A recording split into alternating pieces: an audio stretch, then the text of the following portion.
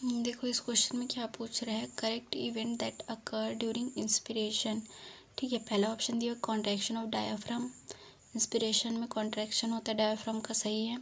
Second है contraction of external intercostal muscles, तो inspiration के टाइम पे एक्सटर्नल वाला जो इंटरकोस्टल मसल है रिब्स के बीच में, वो क्या है, वो कॉन्ट्रैक्ट करता है, तो ये बिल्कुल सही है। ठीक है, सी ऑप्शन है पल्मोनरी वॉल्यूम डिक्रीजेस, तो ये गलत है, इंक्रीजेस होना चाहिए। डी है इंट्रा पल्मोनरी प्रेशर इंक्रीजेस, तो वो डिक्रीज होना चाहिए। ठीक है, तो इसका आंसर क्या हो जाएगा, फोर्थ, ए एंड बी। अब देखते हैं एनसीईआरटी में क्या दिया हुआ है। ठीक है, तो देखो मैकेनिज्म ऑफ ब्रीथिंग दिया है।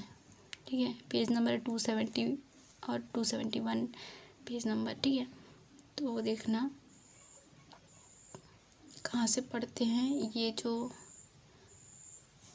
एरो दिया हुआ है वहाँ से देखना। इंट्रा पल्मोनरी प्रेशर के बारे में दिया है, less than the atmospheric pressure लिखा हुआ है। ठीक है, दैट इज़, इसका मतलब क्या हो गया, कम होना चाहिए अंदर का प्रेशर, उसको एटमॉस्फेरिक प्रेशर के रिस्पेक्ट में नेगेटिव प्रेशर बोल रहे हैं। ठीक है, फिर देखो लिखा हुआ है डायाफ्राम, ग्रीन वाले जहाँ से अंडरलाइन मतलब हाईलाइटेड थोड़ा सा है उसमें देखना।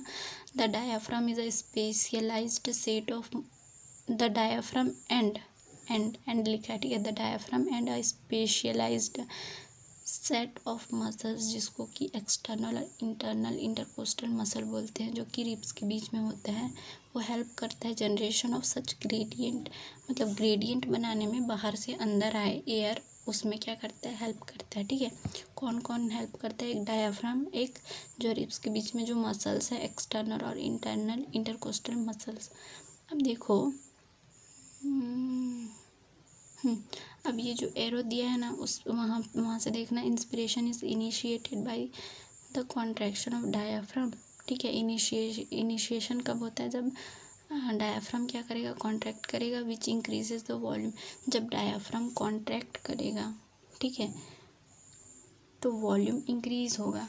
देखो जैसे हम लोग पढ़ते हैं ना कि जो देखो ये डायग्राम में भी देखो डायाफ्राम क्या है, पहले ऐसे मतलब डायाफ्राम जब पहले जो रहता है वो दूसरे वाले डायग्राम में देखना। ठीक है, रिलैक्स्ड स्टेट में जब रहता है तो डोम शेप्ड रहता है। ठीक है, और जब इंस्पायर करते हैं, हम सांस अंदर लेते हैं तो वो फ्लैट हो जाता है। ठीक है, फ्लैट होने का मतलब क्या हो गया, वॉल्यूम बढ़ गया। देखो दिख रहा है ना, दूसरे और पहले वाले डायग्राम में देखो, पहले वाले का वॉल्यूम ज़्यादा लग रहा है ना। ऐसे भी इससे भी देख सकते हैं और कॉमन सेंस से भी लगा सकते हैं। ठीक है, महसूस कर सकते हैं। तो इसके बाद देखना, इसके बाद और अदर इम्पॉर्टेंट पॉइंट कौन सा है, ये लिखा हुआ है ग्रेडियंट के बाद इंस्पिरेशन इज इनिशिएटेड, है ना, initiated by contraction of diaphragm which increases the volume of thoracic chamber in the antero posterior axis, है ना। एंटेरियो का मतलब ऊपर नीचे लग रहा है ना, डायग्राम से भी देख सकते हो, खुद भी समझ सकते हो, सोच सकते हो। ठीक है, इमेजिन कर सकते हो। तो एंटेरियो पोस्टीरियर वर्ड याद रखना डायाफ्राम के लिए, खुद भी कॉमन सेंस से समझ आ रहा है, एंटेरियो पोस्टीरियर होना चाहिए। ठीक है, फिर दिया है the contraction of external intercostal muscles lift up the ribs. External intercostal muscle क्या काम करता है वो बता रहा है, तो रिब्स जो रहता है, रिब्स के बीच में मसल्स है ना, तो वो रिब्स को लिफ्ट अप करेगा। ठीक है, and the sternum lift up the ribs and the sternum, मतलब स्टर्नम और रिब्स, क्योंकि ये रिब्स किससे जुड़ा हुआ है, स्टर्नम से जुड़ा है, पीछे तो वर्टिब्रल कॉलम से जुड़ा हुआ है रिब्स। ठीक है, और आगे स्टर्नम से जुड़ा हुआ है, तो स्टर्नम क्या, स्टर्नम और मतलब लिफ्ट अप करेगा external intercostal muscles lift up the ribs and the sternum, दोनों ये वर्ड याद रखना, मतलब दोनों को करता है। ठीक है, causing the increase in the volume of the thoracic chamber. ठीक है, तो वॉल्यूम इंक्रीज हो जाएगा कौन से एक्सिस में, डॉर्सो वेंट्रल एक्सिस। खुद समझ आ रहा है कि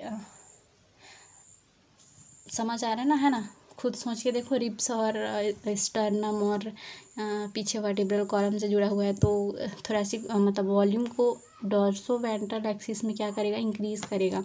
तो ओवरऑल क्या हो रहा है, इंक्रीज हो रहा है। ठीक है, इंक्रीज हो रहा है वॉल्यूम, और प्रेशर क्या होगा, पल्मोनरी प्रेशर जो है वो क्या होगा, डिक्रीज होगा। और P inversely proportional to V से भी देख सकते हैं। कॉमन सेंस भी लगा सकते हैं, प्रेशर जब इंक्रीज़ होता है वॉल्यूम डिक्रीज़ होता है, ठीक है।